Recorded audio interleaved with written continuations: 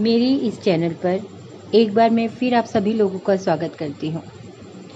जैसा कि मैं हमेशा कहती हूँ कि कुछ नए टोटके, कुछ नए उपाय, कुछ नई रेमेडीज़, कुछ स्विच वर्ड्स लेकर मैं आप लोगों के समक्ष आती हूँ और मेरा उद्देश्य यही होता है कि ज़्यादा से ज़्यादा आप लोग इन चीज़ों को करें और इनके फ़ायदे उठा सकें।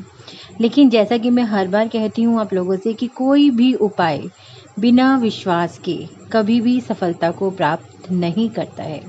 जितना ज़्यादा विश्वास आपका होगा, जितनी ज़्यादा पॉजिटिव वाइब्स आप उस उपाय को देंगे, उतनी जल्दी वो उपाय वर्क करेगा।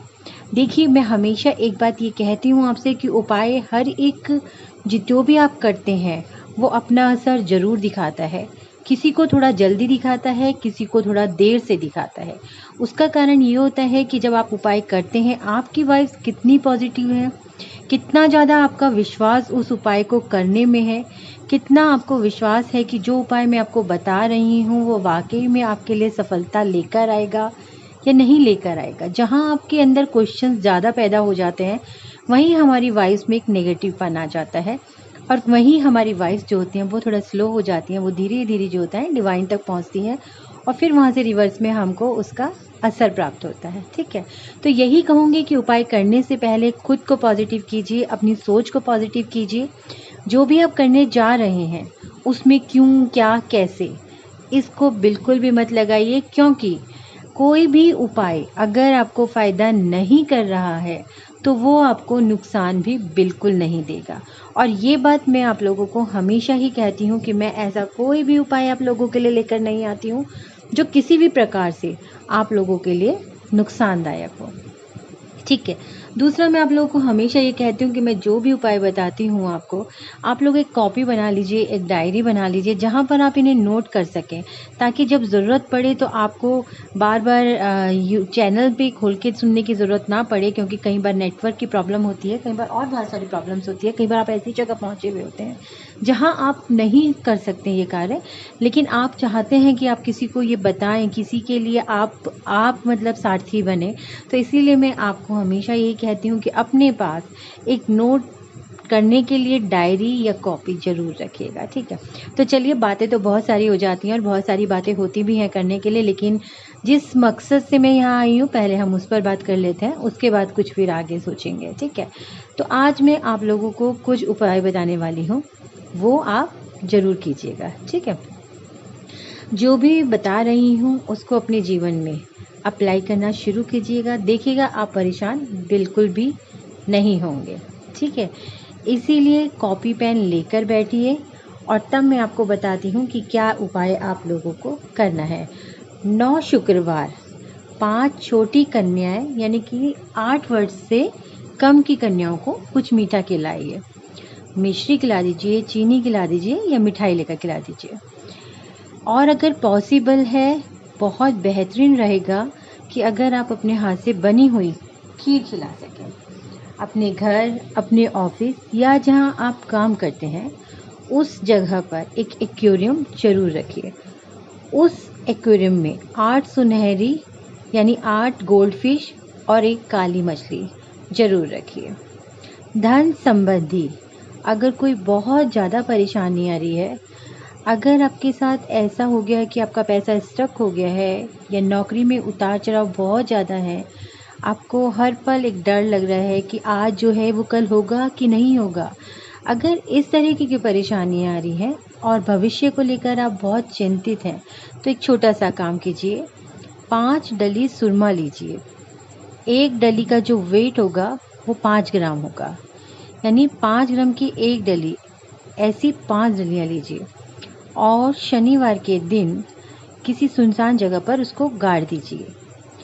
ये ध्यान रखिएगा कि जो भी आप जिस चीज़ से भी आप खोदेंगे, खोदने के लिए, वो आप अपने साथ वापस नहीं लाएँगे, आपको उसको वहीं छोड़ कर के आना है। अगर आप बार-बार बीमार पड़ रहे हैं या आपके घर में कोई बार-बार परेशान है, बीमार है, तो आपको क्या करना है? रविवार के दिन चीनी, चावल और दूध और साथ में पेठा, कद्दू, उसको लेकर 3 बार एंटी क्लॉकवाइज आप अपने सर से या जो भी हैं उनके सर से घुमाएंगे और उसे किसी भी मंदिर में जाकर दान कराएंगे या छोड़ाएंगे। ठीक है। तीसरा उपाय जो आपको इसके अंदर ही करना है वो ये कि एक नारियल लेंगे और एक काला धागा लेंगे। काला धागा इतना बड़ा होना चाहिए कि वो रोगी के पैर के अंगूठे से लेकर उसके सर तक जाए। ऐसा आपको 9 बार करना है, मतलब पैर से बांधे और फिर सर तक, फिर सर से पैर, फिर से, ऐसा आपको 9 बार घुमाना है और उस नारियल के ऊपर फिर उसको लपेट देना है। ठीक है। और बांधकर आप उसे किसी भी चौराहे के ऊपर रखाएंगे। अगर आप बहुत ज़्यादा मानसिक अशांति से गुजर रहे हैं, आपको डिप्रेशन बहुत सता रहा है, तो आप क्या करेंगे? आपको मूंग की दाल लेनी है।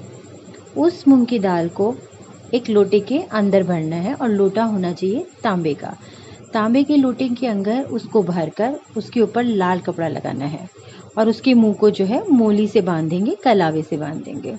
बांधकर गणेश जी के मंदिर में जाकर चढ़ाएंगे। अगर आपको विवाह संबंधी दिक्कत आ रही हैं और ख़ास करके प्रेम विवाह संबंधी दिक्कतें आ रही हैं, तो आपको क्या करना है? आपको शुक्ल पक्ष के गुरुवार से एक काम चालू करना है और वो काम ये है कि आपको वो क्या, लक्ष्मी और नारायण की एक फ़ोटो लेंगे या मूर्ति भी ले सकते हैं। उनके सामने आपको स्फटिक की माला के उसको लेंगे और उसको हाथ से एक मंत्र का जाप करना है। मंत्र होगा ओम लक्ष्मी नारायणे नमः। ये आपको 3 महीने करना है, यानी कि शुक्ल पक्ष के गुरुवार से जब आप चालू करेंगे तब से आपको 3 महीने तक करना है। प्रत्येक गुरुवार को आप हल्दी का तिलक लक्ष्मी जी को और विष्णु जी को चढ़ाएंगे और फिर स्वयं भी लगाएंगे। और 2 बेसन के लड्डू आप लक्ष्मी जी और विष्णु जी की मूर्ति के आगे जरूर रखेंगे, जिन्हें आप स्वयं बाद में खा लेंगे। देखिएगा, आपका ऐसे करने से आपके विवाह में आने वाली सारी अड़चनें बहुत जल्दी दूर हो जाएंगी। अगर आपका कोर्ट कचहरी का मामला या कोई मुकदमा चल रहा है और आपको राहत नहीं मिल रही है, तो आपको क्या करना है? 2 बहुत छोटे छोटे से टिप्स हैं इसके अंदर जो मैं आपको बताने जा रही हूँ। पहला, आपको थोड़े से चावल लेने हैं, साबुत चावल, टूटे हुए नहीं होने चाहिए। ठीक है। साबुत चावल लीजिए और अपने घर से सफ़ेद कपड़े में बांध कर ले जाइए।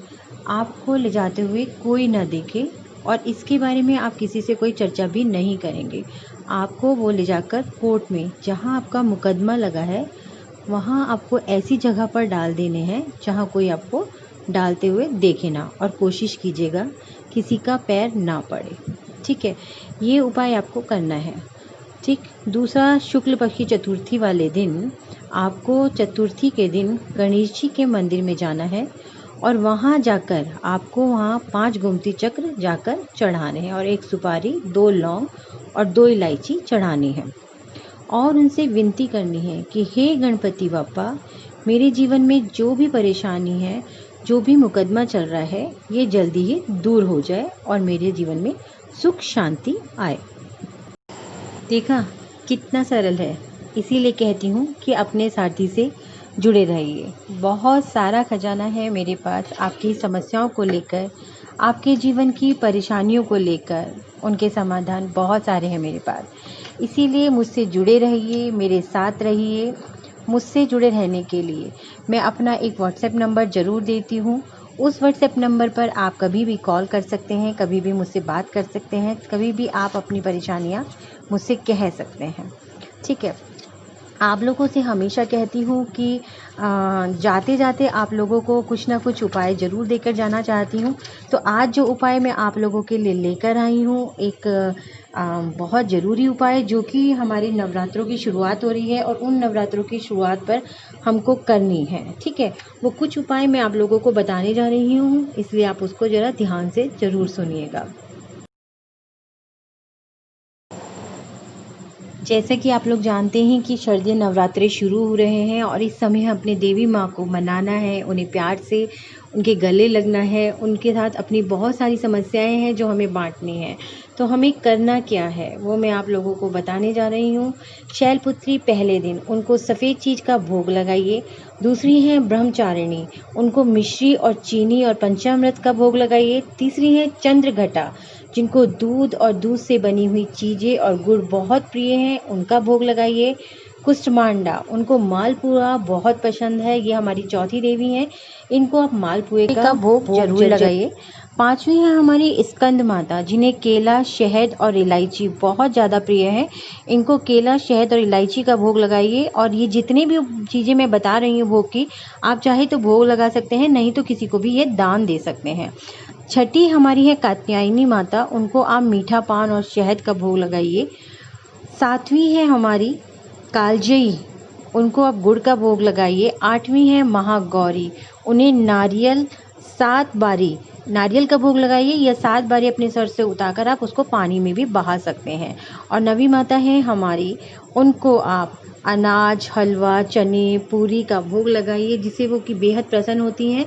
और इस टाइम आप जितनी ज़्यादा सेवा माँ की करेंगे, जितना ज़्यादा उनसे पसंदीदा चीज़ों का आप दान करेंगे, उससे माँ बहुत जल्दी प्रसन्न होती हैं और आपको हमेशा आपके मनचाहा वर देती हैं, आपकी मनचाही इच्छा पूरी करती हैं, आपकी सारी परेशानियों को दूर करती हैं। तो ये जो शारदीय नवरात्रे आ रहे हैं, इनमें आप पूरी तरीके से माता को मनाइए, अपनी सारी परेशानियाँ, सारी दुखों को दूर करने के उपाय कीजिए।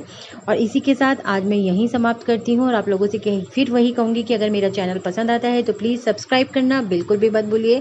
साथ में एक बेल बटन है, उसे ज़रूर दबाइए ताकि मेरे नेक्स्ट वीडियो के नोटिफिकेशन आप लोगों को मिलते रहें। लाइक कीजिए, शेयर कीजिए, कमेंट कीजिए और जो पूछना चाहते हैं वो पूछिए। इसी सब के साथ आप लोगों से फिर एक बार विदा लेती हूँ। शुभ रात्रि।